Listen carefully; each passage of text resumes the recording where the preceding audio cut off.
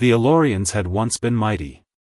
Their blue-skinned people had ruled over 12 star systems, with technology that could move planets and harness the power of dying suns. For 10,000 years, they had been respected and feared throughout their corner of the galaxy. But that was before the swarm came. Captain Trell stood on the bridge of the last Elorian warship, the Final Light. His 4 eyes blinked slowly as he watched the display showing their home planet burning. The swarm had no mercy, no goals beyond consumption. They were not a species so much as a force of nature, a plague of metal and flesh that devoured everything in its path. "Status report," Trell said, his voice steady despite the horror unfolding before him. "Planetary defenses have failed," replied Officer Mira, her voice cracking. "The colony ships, only 3 made it out. 3 ships. Out of 30. Less than 10,000 survivors from a population of billions. The Council of 12 has been destroyed," continued Mira. "You are now the highest-ranking official of our people, Captain." Trell's second heart nearly stopped. He was a military man, not a politician. Not a leader of a dying race. "The Galactic Alliance?" he asked, though he already knew the answer. "They've rejected our plea for aid. They say helping us would only draw the swarm's attention to their worlds." Myra's voice was bitter. "They've quarantined this entire sector. Anyone trying to leave will be shot down. Abandoned. Cast aside by the very allies they had protected for centuries. The mighty Elorians, now refugees with nowhere to go." "What about the Outer Rim? The unexplored sectors?" asked Trell. "There is one system," said the ship's navigator, Officer Kell. He pulled up a star chart showing a small yellow star at the edge of known space. "It's inhabited by a young species. They call themselves humans. They've barely left their home planet. Would they have the resources to help us?" Trell asked. Kell hesitated. "Unlikely. Their technology is primitive compared to ours. They haven't even developed faster-than-light travel. But, they're outside Alliance space. The swarm hasn't reached there yet. And scans show their world has the mineral deposits we would need to rebuild." "A primitive world," Trell mused. "The Alliance wouldn't expect us to go there." "But Captain," Mira objected, "these humans might not welcome us. We know nothing about them except what our long-range scans tell us." Trell looked again at the burning remains of Eloria. Their homeworld of 10 millennia, now nothing but ash and ruin. "We have no choice," he said finally. "Plot a course for Earth. We'll take the colony ships with us." As the Final Light prepared to jump, Trell sent one last message to the Galactic Alliance: "You have forsaken us in our darkest hour. Remember this day, when you turned your backs on those who once protected you. We go now to find our own way, among those you consider beneath notice." The ship shuddered as it entered hyperspace. Behind them, the swarm continued its relentless consumption of everything the Elorians had built. Ahead lay uncertainty. A small blue planet. A young species that had never encountered alien life. Humanity was about to meet its first extraterrestrials, a desperate, dying race with nowhere else to turn. The journey to Earth took 3 months. 3 months of rationing, of nightmares, of mourning. The survivors crammed aboard the colony ships struggled with the reality that they were all that remained of their once great civilization. Captain Trell spent those months studying Earth.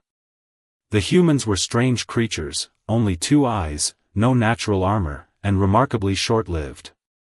But what they lacked in physical prowess, they made up for in determination. Their brief history was filled with constant struggle, innovation, and resilience. "We're approaching the edge of their solar system," Officer Kell reported. "Their detection systems are primitive. They won't know we're here until we want them to." Trell nodded. "Send a small scout ship ahead. I want to observe them more closely before we reveal ourselves." The scout ship returned 2 days later with unexpected news. "Captain, the humans are at war with each other," reported Scout Leader Vex. "They fight over territories, resources, and beliefs. They have weapons that could destroy their entire civilization, yet they hold back from using them." "Savages," muttered Mira. "No," Trell said thoughtfully. "Not savages. They understand the concept of restraint, even in conflict." "That's promising." The decision was made to contact a small group of humans first rather than their governments. The final light and its colony ships remained hidden behind Earth's moon while a diplomatic vessel descended toward a remote area called Montana. As night fell over the rolling hills, the Elorian ship landed in a clearing. Local power systems flickered and failed as the ship's engines powered down. 5 miles away, Dr. Anna Miller was working late in her small research station when the lights went out. As the facility's lead xenobiologist, she'd spent years searching for signs of extraterrestrial life, always believing humankind couldn't be alone in the universe. When the call came in about strange lights in the sky, she grabbed her equipment and rushed outside. "This is it, Tom," she told her assistant as they drove toward the reported landing site. "I can feel it." Tom looked skeptical. "Probably just another weather balloon." As they crested a hill, Anna slammed on the brakes. Before them stood an unmistakably alien craft, sleek and impossibly large. And standing in front of it were 3 blue-skinned beings with 4 eyes each. "My God," whispered Tom. Anna stepped out of the vehicle slowly, heart pounding. One of the aliens approached, holding up empty hands in what seemed to be a universal gesture of peace. "We come seeking help," the alien said in halting English. "Our world is gone. We are all that remain." And just like that, everything changed. Not with an invasion, but with a plea for mercy from the stars. Within 48 hours, the world knew. Despite government efforts to contain the news, videos and images of the Elorian spread across the internet faster than any censorship could manage. Panic erupted in some places, wonder in others. Religious leaders called emergency meetings. Stock markets plummeted, then soared as speculation about alien technology sent tech companies' values skyrocketing. In Washington, D.C., an emergency United Nations session convened. Dr. Anna Miller found herself thrust into the role of humanity's ambassador, the only person the Elorians seemed to trust. "They're refugees," she explained to the assembled world leaders, Captain Trell standing silently beside her. "Their civilization was destroyed by something they call the Swarm. They've come here because they have nowhere else to go." "And they expect us to believe this?" demanded the Russian representative. "How do we know this swarm isn't a fabrication? How do we know they aren't the advanced scouts for an invasion?" Trell stepped forward. "If we wished to conquer your world, we would have done so without announcing ourselves. Our technology, even in our diminished state, far exceeds yours." The room fell silent. "Then why come to us?" asked the Chinese president. "What can Earth possibly offer beings as advanced as you?" "A home," Trell said simply. "And hope. We have knowledge, technology. You have resources, manpower, and something our people have lost, the will to fight against impossible odds." Anna watched the faces of humanity's leaders. Fear, suspicion, curiosity, greed, all were present. But she also saw something else, recognition. For all their differences, humans and Elorians shared a fundamental understanding of survival. "There's something else," Anna added.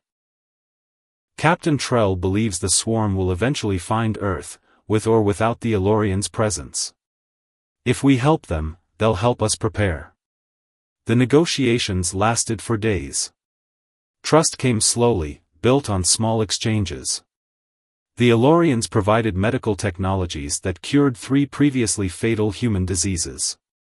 In return, humanity offered shelter and raw materials.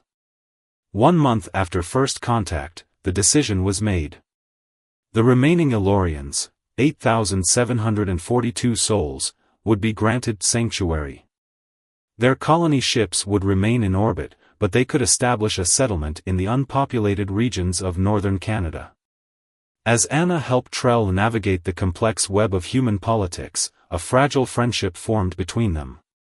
"Your people are strange," Trell told her one evening as they watched the sun set over the Washington Monument. "You fight among yourselves constantly, yet you've welcomed us." "Not everyone has," Anna reminded him. "There are protests. Threats. Still, you've shown more compassion than the Galactic Alliance, beings who called themselves our friends for millennia." Anna smiled sadly. "Maybe that's humanity's gift.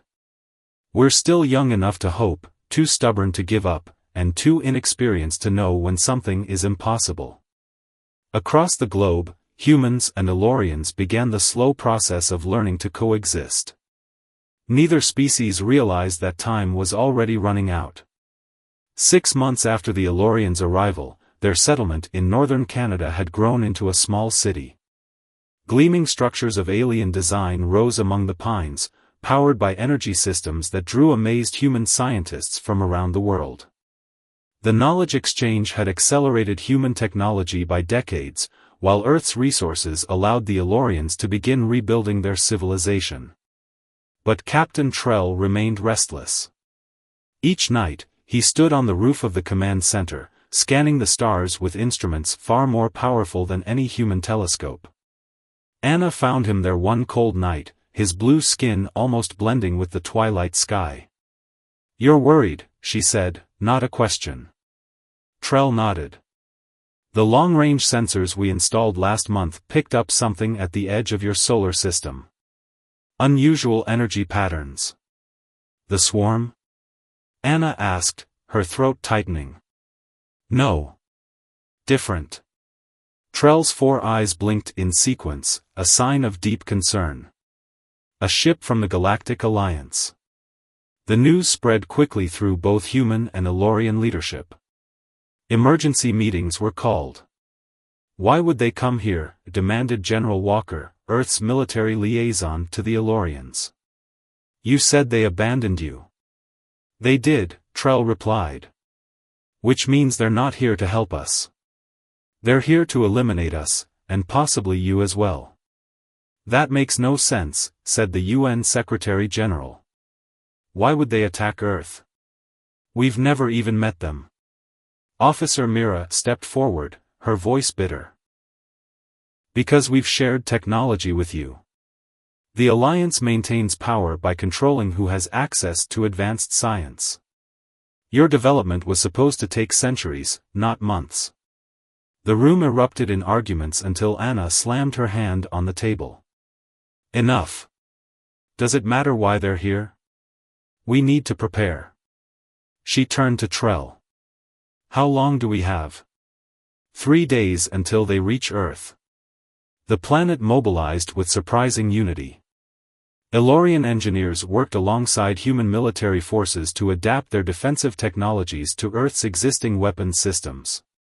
The final light, still damaged from the escape from Eloria, was made ready for battle. On the eve of the Alliance's arrival, Trell found Anna in her lab, reviewing data from the sensor network. "I need to tell you something," he said quietly. "Something we haven't shared with your leaders." Anna looked up, concerned. "The reason the Alliance fears rapid technological advancement is because of what happened with the swarm. They were once like you, a young species given advanced technology too quickly. They couldn't handle it. The technology merged with them, corrupted them. That's how the swarm began." Anna stared at him. "Are you saying humans could become like the swarm?" "No. You're different. Your species adapts through cooperation, not assimilation. But the Alliance doesn't see the distinction. They see only the pattern, and they'll destroy this planet rather than risk another swarm." Outside, the sky filled with thunder as Earth's militaries took up defensive positions. Humanity was about to face its first interstellar war, alongside allies they barely understood, against enemies they'd never met. The Alliance ship entered Earth's atmosphere at dawn, a massive vessel that dwarfed anything humanity had ever built. Its sleek, predatory design brought to mind an ancient sea creature, metallic scales glinting in the morning light. "They're not responding to communication attempts," Officer Mira reported from the command center beneath the Canadian settlement. Around her, humans and Elorians worked side by side, faces tense. Trell's expression hardened. They never intended to talk. The Alliance ship stopped above the Atlantic Ocean, hovering ominously. Then, without warning, it launched smaller craft, dozens of them, spreading across the globe with terrifying speed. "They're targeting our settlement and major human cities," called out a monitoring technician. Anna grabbed Trell's arm. "You said we had defensive systems ready. Activate them." "It's not that simple," Trell replied grimly. "Our technology is designed to work with yours, but the integration isn't complete. We need more time." "We don't have more time." The first attack came minutes later. Washington, D.C. was hit with an energy weapon that disabled all electronics within a 20-mile radius. No casualties, but a clear demonstration of power. Next came London, then Beijing, then Moscow. Each falling silent as their technological infrastructure collapsed. "They're not killing anyone," General Walker observed, watching the data stream in. "Yet. They won't, not immediately," Trell explained. "This is how the Alliance operates. First, they demonstrate power. Then they demand surrender. Only if that fails do they resort to lethal force." As if on cue, a transmission cut through all communication channels worldwide.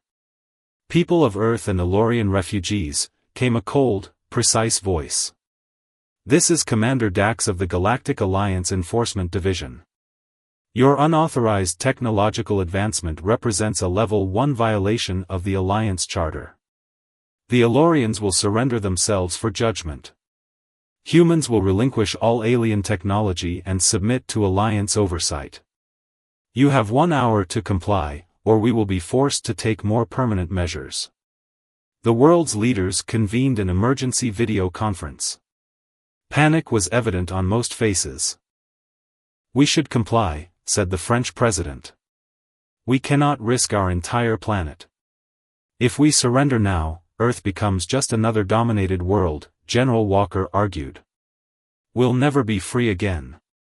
As the argument raged, Trell pulled Anna aside.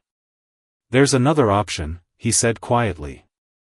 "The Final Light has a prototype device, something we were developing before the swarm attacked. It creates a temporary disruption in the electromagnetic field. It would disable the Alliance ships for maybe 5 minutes. How does that help?" Anna asked.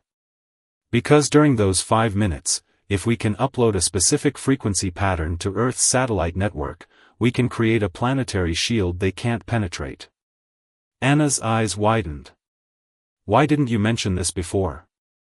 "Because using the device requires someone to deliver it manually to the main Alliance ship. It's a one-way mission."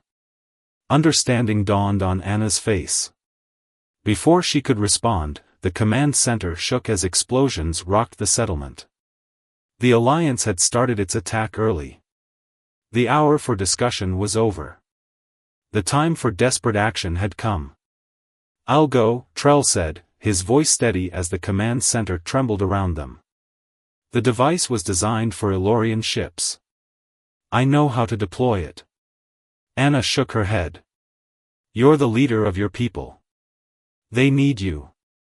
Which is precisely why it must be me." Trell's 4 eyes held her gaze. "My people followed me here. If we fail, their deaths are on my conscience." General Walker interrupted, ducking as ceiling panels crashed down nearby. "We don't have time to argue. The Alliance is targeting our power grid. 3 minutes and we lose the satellite uplink capability." The plan came together in desperate haste. Trell would pilot a small Elorian shuttle carrying the disruption device. Earth's remaining fighter jets would provide cover, creating a distraction. Meanwhile, Anna and Mira would coordinate the satellite network to establish the shield the moment the Alliance ships were disabled. As Trell prepared to leave, he pressed something into Anna's hand, a small blue crystal. The complete knowledge of Elorian history and science, he explained. If I don't return, my people will need a new leader. Someone who understands both worlds. Trell, I can't, you already have, he said simply. You saw value in us when we had nothing to offer but problems. That is true leadership. The sky outside had turned chaos. Alliance fighters engaged Earth's air forces while larger vessels methodically destroyed infrastructure targets. The Elorian settlement's shields were holding, but weakening. Trell's shuttle launched through an underground tunnel, emerging miles from the settlement to avoid detection. General Walker's voice crackled over the comm system, "Diversion forces ready, Captain." "On your mark. Execute," Trell commanded. Across the globe, humanity's remaining military forces launched a coordinated attack. Not aiming to win, that would be impossible, but to draw attention and resources away from Trell's approach. The shuttle climbed rapidly through the atmosphere, the disruption device humming ominously in the cargo bay. Alliance sensors would detect him soon. Every second counted. In the command center, Anna watched Trell's life signs on the monitor, clutching the crystal tightly. Approaching Alliance command ship, came Trell's voice, strangely calm. "Their shields are stronger than expected. I'll need to get closer." "Trell, you're too close already," Anna warned. "Any closer and the disruption effect will damage your ship's systems too." "I know." The realization of his plan hit her. "No. There must be another way." "There isn't. Not with the time we have." A pause. "It has been an honor, Dr. Anna Miller. Tell my people their sacrifice wasn't in vain." On the monitor, Trell's shuttle accelerated directly toward the Alliance command ship. Defensive fire bloomed around him, but he weaved through with skill born of desperate need. Impact. For a moment, nothing happened. Then a pulse of energy expanded outward from the collision point, rolling across the sky in waves of blue light. Every Alliance ship froze in place as their systems failed. "Now," shouted Mira. "Upload the shield pattern." Anna's fingers flew across the controls, tears streaming down her face as she watched Trell's life signs flicker and fade to nothing. The fate of two civilizations now hung in the balance. The shield activated. A shimmering dome of energy spread across Earth's atmosphere, locking into place just as the Alliance ships began to recover from the disruption. Their weapons' fire splashed harmlessly against the barrier, blue-white energy dissipating in spectacular flares. In the command center, humans and Elorians stood in stunned silence, watching the monitors as the shield held firm. "It worked," whispered Mira, her voice thick with emotion. "Trell did it." Anna clutched the crystal to her chest, grief and triumph warring within her. The victory had come at an unbearable cost. Above Earth, the Alliance command ship, damaged but operational, retreated to a higher orbit. For hours, they probed the shield, searching for weaknesses and finding none. Finally, a transmission cut through on all frequencies. "Attention Earth forces," came Commander Dax's voice, noticeably less confident than before. "We offer terms for cessation of hostilities." General Walker looked to Anna, who now held the crystal that marked her as the Elorians' chosen leader. "What do we do?" "We talk," she said firmly. "But on our terms, not theirs." The negotiations lasted 3 days.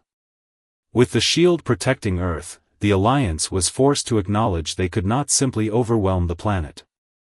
They had underestimated both human resilience and Elorian ingenuity. The terms were hard-won: Earth would be recognized as a free world, outside Alliance jurisdiction. The Elorians would be granted official refugee status, with the right to rebuild their civilization alongside humanity.